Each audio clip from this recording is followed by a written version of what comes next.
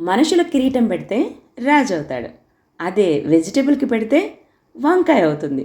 So వంకాయ కిరీటం ఉంటుంది కాబట్టి దీన్ని కూరగాయల్లోకెల్లా రారాజు అని అంటారు. సో ఆ గుత్తి వంకాయ ఎలా చేయాలో చూద్దామా. ముందుగా ఒక నిమ్మకాయ సైజ్ అంతా చింతపండును తీసుకుని నీళ్ళలో నానబెట్టుకోండి. ఇలా ఇలా ఒలిచి ఇలా ముక్కలు ముక్కలుగా చేసుకుంటే త్వరగా నానుతుంది. వంట స్టార్ట్ చేయడానికి ముందే ఇది నానబెట్టుకోండి. ఇప్పుడు స్టవ్ మీద బాండి పెట్టి స్టవ్ ఆన్ చేసి మనం దీనికి గుత్తి వంకాయకే ఇంకో పేరేంటి, నూనె వంకాయ. అంటే నూనె కాస్త ఎక్కువ పడుతుంది అని అర్థం. సో నూనె కొంచెం ఎక్కువే పడుతుంది. ఆ నూనె వేసి కొంచెం మెంతులు, గుత్తి వంకాయలు మెంతులు ఏందంటారా, కొంచెం వేయాలండి, టేస్ట్ బాగుంటుంది. అందులోనే కాసిని వేరుశనగ పప్పుని వేయండి. ఆ వేరుశనగ గుండ్లు అనేటివి సిమ్లో పెట్టుకుని వేయించుకుంటే బాగా క్రిస్పీగా వేగుతాయి. అప్పుడే టేస్ట్ ఉంటుంది. 1 స్పూను జీలకర్ర, 2 స్పూన్ల ధనియాలని వేయించుకోండి. ఈ ధనియాలు అనేది ఎక్కువ వేసుకుంటేనే మనకు గుత్తి వంకాయ అనేది టేస్టీగా వస్తుంది. సో దీన్ని కూడా సిమ్లో పెట్టుకున్నప్పుడు ఇవన్నీ ఈవెన్గా వేగుతాయి. ఇవన్నీ వేగుతున్నప్పుడే కాసిని తినే శనగపప్పు అంటారు కదా, పప్పులు, మంచి పప్పులు, వాటిని వేయండి. అది 1.5 స్పూన్ వరకు వేయండి. దాన్ని కూడా వేపండి. ఇవన్నీ వేగుతూ ఉన్నప్పుడే ఎండుమిర్చి, ఒక 5-6 ఎండుమిర్చిని తీసుకొని ముక్కలుగా కట్ చేసుకొని వేయండి. ఎండుమిర్చి నల్లగా కాకూడదు. నల్లగా అయిందంటే కూర అనేది బ్లాక్గా ఉంటుంది. ఇలా రెడ్డిష్గా ఉన్నప్పుడే కర్రీ కూడా చాలా కలర్ఫుల్గా అనేది వస్తుంది. చూడగానే టెంప్టింగ్గా ఉంటుంది. ఈ ఎండుమిర్చి వేగుతున్నప్పుడే కాసిని కొబ్బరి ముక్కలు వేసేసేయండి. జస్ట్ ఒక అరచేయి అంటాం కదా, అందులో కొంచెం బాగా తీసుకుంటే సరిపోతుంది. ఇప్పుడు వీటన్నిటిని వేగుతున్నప్పుడు మిక్సీ జార్ని తీసుకోండి. వీటన్నిటిని మిక్సీ జార్లోకి ట్రాన్స్ఫర్ చేసుకోండి. దాంతోపాటు వెల్లుల్లిపాయలు, నెక్స్ట్ కొన్ని ఆనియన్స్, అల్లం వెల్లుల్లి పేస్టు, ఇవన్నీ వేసి మిక్సీ చేసుకోండి. గ్రైండ్ చేసేటప్పుడు కాస్త లైట్గా బరగ్గా ఉంచుకోండి. ఇందులో పసుపు, ఉప్పు వేసేసేయండి. ఎండుమిర్చి వేసాం కాబట్టి స్పెషల్గా కారం అనేది వేయాల్సిన అవసరం రాదు. సో ఇదంతా ఒక ప్లేట్లోకి ట్రాన్స్ఫర్ చేసుకొని ఇలా మొత్తం మిక్స్ అయ్యేలాగా చేసుకోండి. ఇలా కలుపుతూ ఉన్నప్పుడే మనకు మంచి ఫ్లేవర్ అనేది తెలుస్తుంటుంది. స్మెల్ అనేది అదిరిపోతూ ఉంటుంది.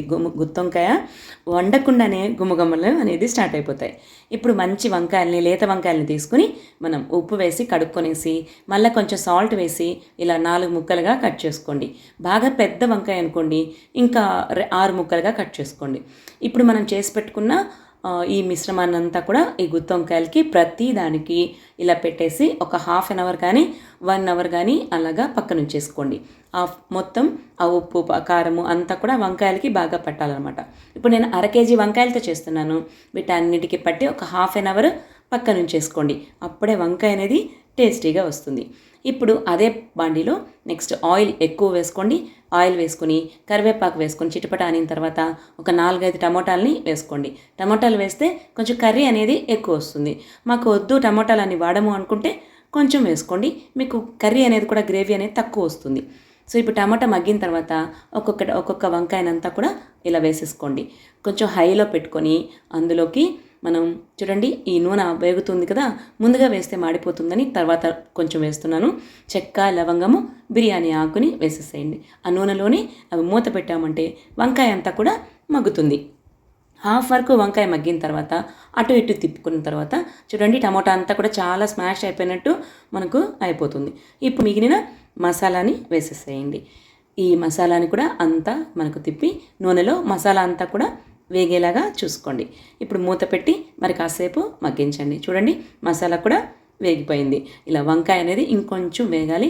ఈ స్టేజ్లో మనం చింతపండు నానబెట్టుకున్నాం కదా, దాన్ని మనకు జ్యూస్ తీసేసుకోండి. ఈ టామరిన్ జ్యూస్ని వేసేసిన తర్వాత మళ్ళీ ఒకసారి అటు ఇటు ముక్కలు విరిగిపోకుండా నీళ్ళు వేసి ఉడికించండి. కిరీటం ఊడిపోకుండా అసలే రారాజన్న.